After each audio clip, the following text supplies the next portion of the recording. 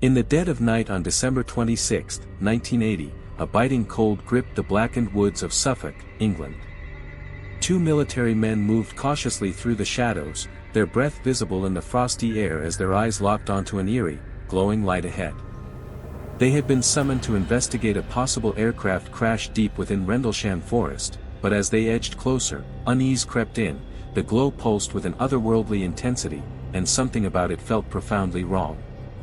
One phrase echoed in their minds, whispered moments before by a fellow officer: "It didn't crash, it landed." With hearts pounding, they stepped further into one of the most baffling and chilling military mysteries ever recorded. Days earlier, the quiet fog of the forest had been pierced by an unnerving visit. Vince Thurkettle, a local forestry worker, was chopping wood when two sharply dressed men appeared from a vehicle and began an unrelenting interrogation. With polished but unyielding voices, they questioned Vince about strange red lights seen in the forest, pressing him relentlessly despite his ignorance. The men left without revealing their identities, and it wasn't until years later, when a secret memo leaked to the press, that Vince realized the true nature of the event tied to those questions, a mystery far greater than anyone imagined. The year was 1980, and the Cold War shadowed every moment at the Bentwaters and Woodbridge Air Force bases nestled beside the dense Rendlesham Forest. These remote outposts were strategic jewels, guarding the West against the ever-present Soviet threat. But for the young American airmen stationed there, the isolation was a heavy burden. John Burroughs, a seasoned airman with 27 years of service ahead of him, found the assignment dull and disconnected from the excitement of real conflict. Christmas had just passed, and most troops were away celebrating, leaving the bases thinly manned. The quiet monotony was shattered abruptly on one bitterly cold night, when out beyond the East Gate, an impossible sight appeared. Suddenly, glowing red and blue lights flashed intermittently amongst the trees, casting an unnatural glow over the darkness. The soldiers quickly assumed it was a downed aircraft, but confusion set in as there was no sound of engines or crashes. John Burroughs and Sergeant Jim Peniston watched in stunned silence as the lights seemed to defy all logic, flashing in impossible patterns. Radio communication faltered mysteriously, a creeping tension gripping the men. When Peniston advanced toward the source with his team, he noted the ground felt like thick soup despite frozen winter cold, and the air buzzed with an electric charge.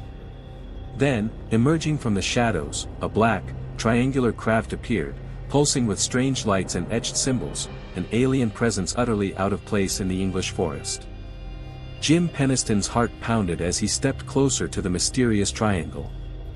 Its surface shimmered like glass filled with molten, flowing lights, pulsating slowly in haunting patterns. Strange symbols, reminiscent of ancient hieroglyphics, were etched into the craft's smooth body. When Peniston reached out to touch the cold, hard surface, an intense white light erupted above, momentarily blinding him. Within that burst of light, he glimpsed a series of ones and zeros flashing in his mind, a binary code, mysterious and unsettling. Around him, the forest fell eerily silent, as if the world itself was holding its breath. Peniston's companion, John Burroughs, stood frozen, unable to react, trapped in a silent, invisible grip that chilled him to his core. Time seemed to warp. When the men returned to their jeep, they discovered their watches were running 45 minutes slow, a maddening break from reality. Later, as news of the incident spread quietly through the base, the tone shifted from nervous curiosity to uneasy seriousness. Officers chuckled nervously, joking about chasing UFOs after their shift, but beneath the laughter was a shroud of tension. The base commander quickly classified all reports as secret, ordering the men to avoid using the term UFO to prevent stigma. This strange balancing act between denial and alarm mirrored the confusion felt by those who witnessed the event. Official silence cloaked the ongoing investigation, even as physical evidence, indentations in the ground, broken branches, and inexplicable radio failures, confirmed something unexplainable had landed in those woods. The following night, the forest seemed to hold its breath again. Colonel Charles Halt, the deputy base commander, was abruptly pulled from a delayed Christmas party by a panicked lieutenant. The mysterious lights had returned, and Halt knew he had to see for himself. Alongside a small team, he ventured into the freezing darkness, their breaths mingling with the fog as they made their way to the previous night's landing site. The air was thick with tension as they scanned the area, their Giga counter suddenly spiking over patches of scorched earth, the ground still warm despite the biting cold.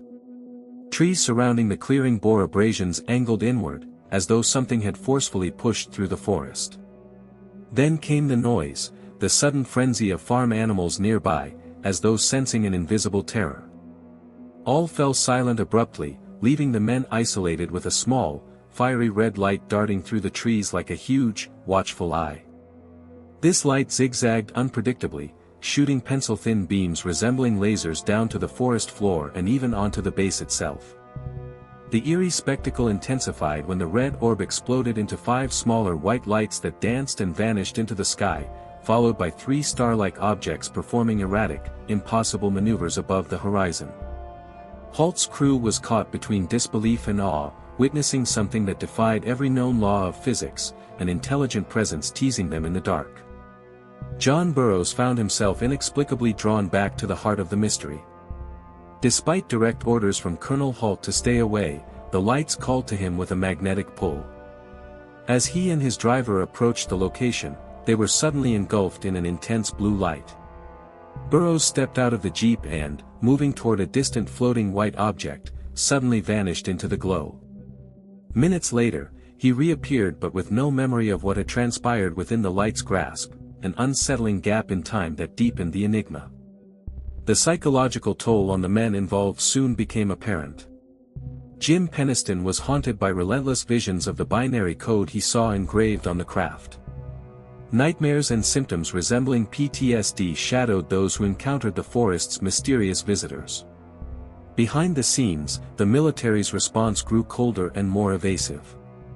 Witnesses were subjected to intense interrogations, sometimes under the influence of truth serum, blurring the lines between memory and coercion. Records were tightly controlled, and interviews often felt threatening rather than supportive.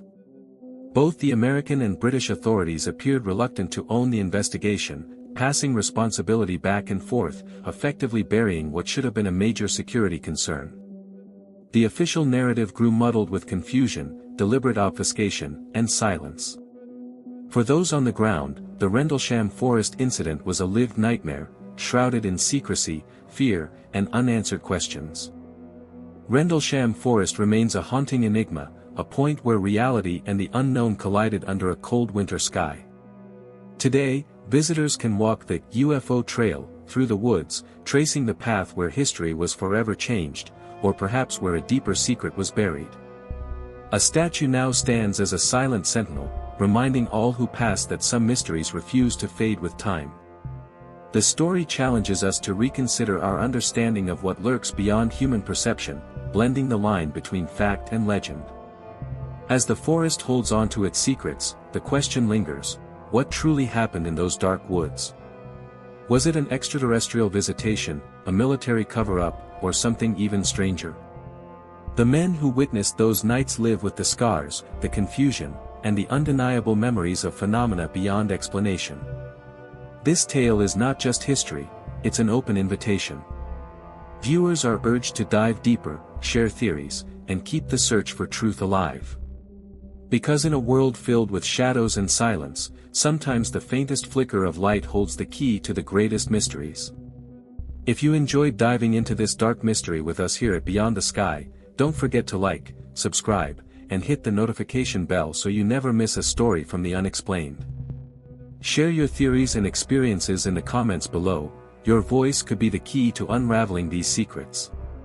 Remember, the truth is out there, and sometimes, it's closer than you think.